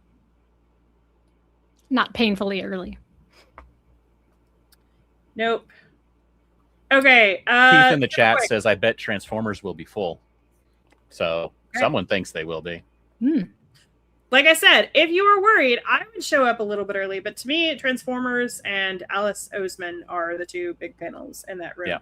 Yeah. Real quick, Nico asked, are there any other panels doing swag and giveaways? Yes, there absolutely are. Johnny has a guide. It will probably be posting tomorrow. Yeah. All right, 6A. 6A. That's me. The room That's holds you. around a little over 1,000, and it kicks off at 10:30 with the voices of Billy West. And that's Billy West doing a panel all on his own, talking about all of the things that he's done, including his newly released memoir, Voice of Versa. At 11:45, we have the Sunday Cartoon Voices panel with Mark Evanier, and his guests in this one are Fred Tatasciore, Caitlin Robrock, Roxanne Ortega, Kimoy Lee, Rob Paulson, and Maurice LaMarche. And again, these things are always just a whole bunch of fun. At 1:30, we have Star Trek, the 60th anniversary celebration. This is the comics-related panel. IDW's Heather Antos will be there talking about all of the comics coming from Star Trek and the 60th anniversary celebration. Following that, at 2:45, is the annual Starship Smackdown with a Roman numeral after it that I think stands for 33. We're getting too old for this ship edition. This features basically the battles, just like it sounds like. It's basically who would win in a fight kind of thing, with panelists Ashley E. Miller, Robert Meyer Burnett, Kay Rendell, Isaac M. Altman, and Caden Miller, Derek Hughes, and Mark A. Altman, all back for the Smackdown. And that's it. Not much, but fun stuff. Yeah. I'm curious about the Star Trek one and if they'll bring any other Star Trek folks besides comic folks. But also, we don't know a whole lot about this new Star Trek series that IDW is doing, so it'll be good to hear about that too. Yeah. Cartoon Voices will be popular, of course. Yeah. It's in a room that is half the size of the Saturday panel. It feels like the voices of Billy West as well. Like those two would go hand in hand. Right. Agreed. Yeah. So again, if you want to make it in for Cartoon Voices, I would plan to get there early. Like I would probably be in line like no later than 9:30. Which is kind of, it's actually, you can think about that being late for Comic-Con times. But yeah, right. Yeah. You get to sleep in. All right, I've got room 6BCF that holds 2,160 souls, approximately that many people. It starts at 10:30 a.m. Cineverse is Air Bud Returns, all new story, all new characters, reimagined by the writer and the director and the franchise creator, Robert Vince, and Air Bud. So Air Bud is here. Air Bud is coming to Comic-Con. They're going to share a sneak peek of the film. Do you think the dog gets a nameplate? I hope he does. Oh my God, I hope so. A nameplate and a water dish. And a microphone. I'm like, give the dog a microphone. Yes. And a water dish. Like, yeah. Come on. Let's give him the whole 9 yards here. Yeah. At 11:45, 35 years of Sailor Moon, Magical Girl Fandom Appreciation. Jessica Sang is going to be just talking about how Sailor Moon has remained popular for more than 3 decades. Jessica Sang is on the next panel as well at 1 p.m. How Pokemon has captured our hearts for 30 years, which I hate to say that I didn't realize it's been 30 years, but that just tells you how old I am. So. And at 2:15, The Lord of the Rings and the New Age of Adaptations. It feels like there's always constant adaptations of the Lord of the Rings material. Jay Comas is the general manager of Middle Earth Enterprises. Clifford Broadway, the host of Torn Tuesday. Matt Graff, Nerd of the Rings. Jim Wirt, Torn Special Events. Kelly Rice, Happy Hobbit author. And Kathy Udovich is another Torn Special Events coordinator. So this is a OneRing.net panel, and they're going to be talking about all the new different adaptations, latest news and gossip. And then after that at 3:30, closing out the room, Buffy Once More with Feeling, the musical experience. Like the Dr. Horrible sing-along, this one is done every year, and this is an interactive screening of Buffy the Vampire Slayer's musical episode, Once More with Feeling. audience participation is not just for the Rocky Horror Picture Show anymore, it says. So it's encouraged. Okay. And that's it for that room. That's it for everything. Yeah, Really. so- That's the end of the day, not just the end of the room. That's Indigo closes, Ballroom 20 closes, and Hall H closes for Sunday. yes. Yeah. Yep. So it took us an hour and a half to do Saturday, and it took us 15 minutes to do 15 Sunday. minutes. So I think that pretty much says it. I think the floor is going to be real busy on Sunday. Real busy. Offsites will be real busy. Yep. Yeah. So Which plan is- accordingly. I mean, Nothing It in, is what in- it in- is. so just to cover, make sure we know this. Nothing in yes. 6 BCF looks like it's going to be full. No. Unless Unless there's Airbud, thousands of Airbud fans who are like, you know what? Before I get my shopping on, I'm going to go see the dog. and the OneRing.net people, they can pull them in too. There's big crowds for that. But at the end of a long weekend, are they going to be able to fill that whole room? I do not know. Yeah. So I agree. yeah. So as Carrie said, show floor is going to be a mess. Mhm. Yep. If you had an offsite that you just didn't get to yet and you don't mind waiting in line, go find an offsite. But there is stuff that is happening in the panels. There's still some good stuff. It's just not the big flashy stuff of the previous days. It's not stuff that's going to pull thousands of people away from the show floor. Right. It's basically what we're getting at. Yeah. But yeah, there's absolutely fun stuff in here. And we're going to talk about it Yes. in our Dark Horse picks. Yes. So, James, would you like to I get to go start first off? again? Yes. You get to go. We're going in the order that you put them on this sheet. I don't remember So- doing that, but I probably did. First up, Okay. I have in room 3 at 2:30 p.m. blank cover to graded slab with art germ, and this is renowned artist Stanley Art Germ Lau is going to do a one-of-a-kind original artwork live on stage on a blank comic cover, and then they will have Michelle Waffle, senior comic specialist from PSA, and Chris Tung, co-founder and CEO of Raremark, to discuss how they would then transform that into a graded slab, and talk about collectibles and such in that kind of market of grading and provenance and market trends and all that kind of stuff. So it's basically a very clear combination of art and commerce all in one panel. Yep. And then one that I thought was going to be very fun is at noon, also in room 3, how to make a mini comic out of one sheet of paper. Oh, yes. This is the one I was talking about on the last podcast. The Yes. mini comic one. Yeah. It is Xander Cannon, who basically just walks you through the process of making simple photocopyable 4-page mini comics covering everything from tools to storytelling, shading, cross-hatching, lettering, logos, character design, word balloons. Attendees may bring their own materials and draw along or contribute plot and dialogue. A Q&A also follows, along with giveaway mini comic featuring instructions on how to photocopy, cut, and fold the finished work, and there will be supplies provided. This sounds like a lot of fun. It does. If you're going with your kids and your kid has shown any kind of leaning towards being artistic or creative, this is the kind of thing I would take them to give them ideas and to give them some tools. Yeah. That sounds really fun. Okay, well, I have 2. I'm going to start off with From Blackbeard to Netflix, Pirates in Modern Media, which is at 12 p.m. over in the Omni Grand Ballroom DE. And it's literally just talking about pirates in modern day media, but it's got some really fun people on it.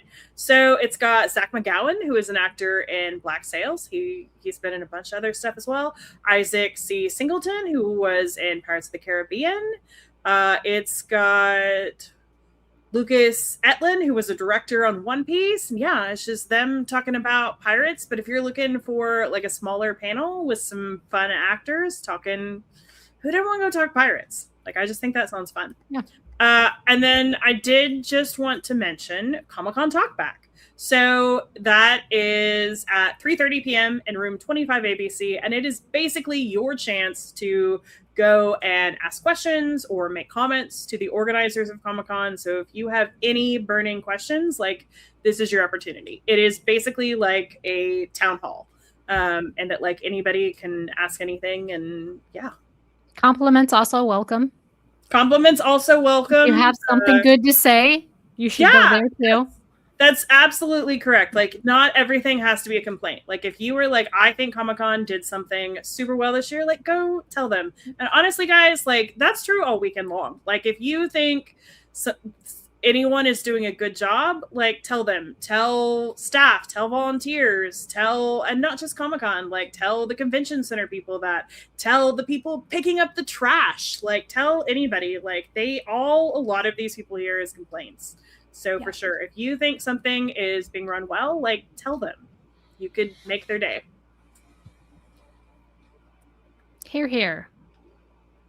All right, I got a couple of dark horse picks. I'm going to start out with room 29 C&D, The Science of Frankenstein. Mark C. Galassi examines the science, real and implied, of Mary Shelley's Frankenstein, or the modern Prometheus. The lecture explores what Shelley suggests more than states and what has changed in the past 200 years. I think that with the Frankenstein movie, I think this could be a really fun discussion. And then next, over at the Neil Morgan Auditorium in the Central Library, which just is a short walk away, at 11 a.m., it's the Paleontology of Pokemon.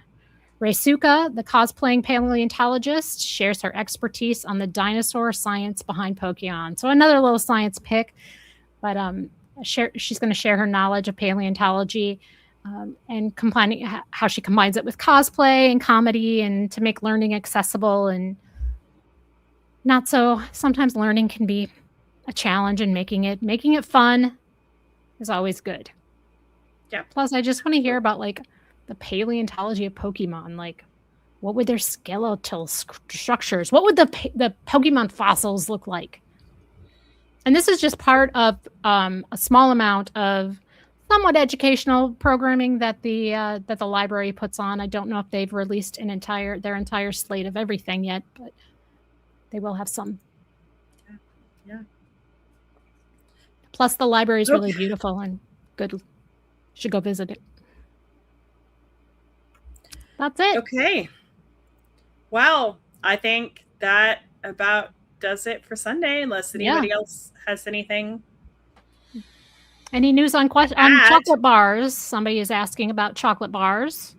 I mean, you guys, like, they were on a couple weeks ago. You guys know they're doing chocolate bars. Yes.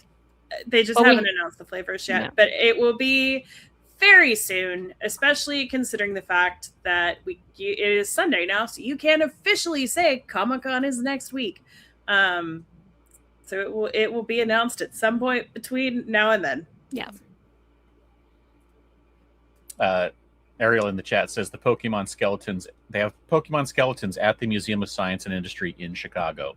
And that just, exactly, Aaron. Real that just ones? blew my mind. They have Pokemon skeletons there. Where'd they dig them up? Gotta find out. I've been there many times. I don't know if that's a great idea to have the fictional skeletons near the actual real skeletons. I think that's sort of blurring the lines between the people who say that dinosaurs didn't exist. All right. Now, Aaron, you just blew my mind calling them fictional. Oh, I'm sorry. I'm very sorry. Sorry. So somebody had to tell you someday. Right, yeah. Let's wrap up Sunday schedule. Yes. Sunday schedule, as someone mentioned in there, that's a chill day. I think that's a very nice way of saying it's a very light schedule compared to the other days, partially because they've closed 3 rooms and also end 2 hours early. So it does seem just way less just for that reason. But also because, again, like we said, there's nothing super flashy going on that is happening from the other days. And that's just because everything has just been pushing more and more to the Thursday through Saturday. And there's less to fill in because, again, as Carrie said, studios come back. and then everything will get pushed again to where the full, it fills out the days a bit more. Yeah. So there's still good stuff. There's still something where you can rest your feet in a panel and have some fun watching something, but it is lighter than the previous days. Yep. Absolutely. That's it. We have acknowledged. That's it. Yes, that's it. That's it. So we have exactly one more podcast for you guys. Before the con. Before the con. Yeah. Before the convention. I have not posted it yet because, as I said at the top of this episode, I'm waiting to see if we get one more guest in the same time slot. Not an additional time slot. Not doing it, James. Not doing it. So hopefully I'll get an answer on that tomorrow, and then I can actually post the link. But it will be Tuesday at 6:30 like normal. Yep, for sure. Friendship bracelets are for sure happening. I've not posted the times. I will probably not post the times, to be perfectly honest with you, until next Monday or Sunday. Just because I don't yet know my schedule, guys. You have no idea the amount of things that get confirmed in this upcoming week. So I have to figure out my schedule before I can post that. Sorry. But people are free to create their own, and if you tweet us absolutely your plans, absolutely your plans, we'll retweet them for you. If you're putting together and something on a so look, day at a location, one of them will for sure be Wednesday at whatever time we did it last year. I think it's 9:30, 10, one of those. Come and get one of these, which says I'm in my friendship bracelet era, badge ribbon. Then you can stick that on, and then people know you have friendship bracelets. So come get one of those for me on Wednesday. Cups of Water is for sure returning. If you're on our Patreon, I already posted the time. If not, just keep an eye out for the Sunday tweet. But look, guys, it's the same freaking time in the same freaking place every single year. James, are you coming? Because you're actually in town this year. I don't know if I'll be able to make it. Okay. I might be able to, maybe. Okay. But we'll see. TBD. Okay, that's fine. I did not say yay or nay in what I posted anyway. And yeah, that pretty much does it, guys. We cannot wait to see you at Comic-Con. I think it's going to be a really good year. There's so much stuff that I am incredibly excited for. And again, I think the programming team just did an amazing job of this. I just need Hollywood to start making money again. Yeah, they just need to get on that. Yeah, they need to get on that. All right. Again, Tuesday, 6:30 for the final SDConCast before Comic-Con, and then we'll of course have a wrap-up show after Comic-Con. We'll see you in a couple days. Yeah. Well, yeah. I won't, but thank you. We will. Thank you. You'll see me in a few days. You will see Aaron at the convention, but not in a panel room. Do not look for her there. But you will see me at Comic-Con doing my best judging. That's you right. will see me there, and I will be at the party.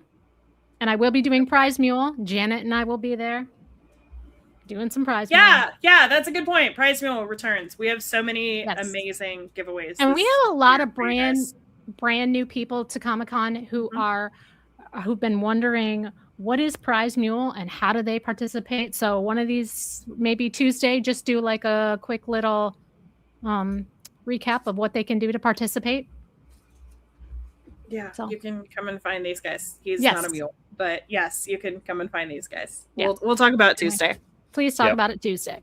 Okay, we will. Okay. Okay. All right.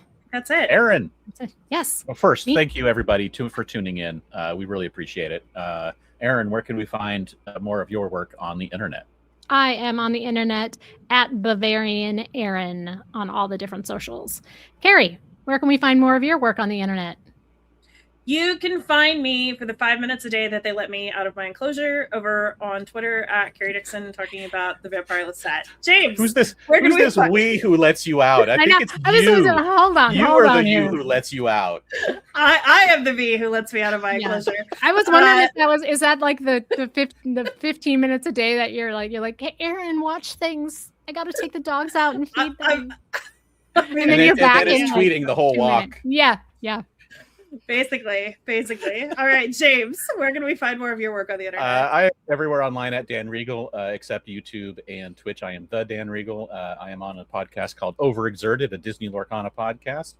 Thank you to Beth, who edits this and gets it into your ears and does the other things to get this show produced.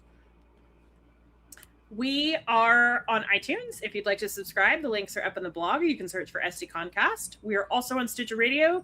The link is in the show notes. And James, when will these episodes be going up? Probably sometime in the next day or so that people can listen to them while they go to work or come home from work over the next few days. Perfect. If you want to get a hold of us, you can send us an email at info@sdccblog.com. Find us on Facebook at facebook.com/sdconblog, or tweet us at sd_comic_con. Oh, yeah. And the final reminder, portal entries are ending in 4 days. So don't forget to enter in your final, now that they've possibly finished adding things, but maybe not. So maybe wait another couple of days before you do it. But just reminder, don't forget your portal entries into the lottery. Thank you, everybody, for tuning in and listening. Thanks, everyone. Everybody, go shawarma. shawarma.